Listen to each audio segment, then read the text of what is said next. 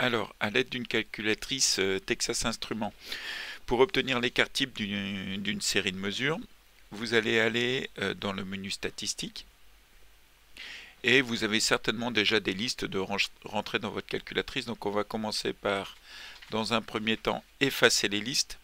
Donc je vais sur le 4, ici je fais Entrée.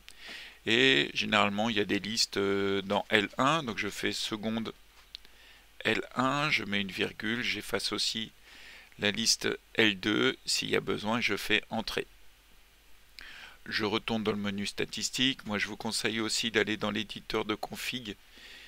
Ici je fais Entrée et je refais Entrée pour remettre le menu statistique en mode normal comme d'habitude. Ensuite, on va pouvoir dans le menu statistique, dans modifier, on va pouvoir entrer nos valeurs. Donc je rentre ici les différentes valeurs. Et on va pouvoir ensuite déterminer du coup le nombre de valeurs rentrées, la valeur moyenne et l'écart type qui nous intéresse. Donc voilà, j'ai rentré mes valeurs.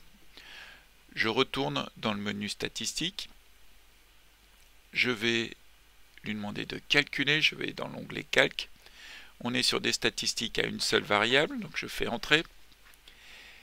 Nos valeurs sont rentrées dans la liste 1.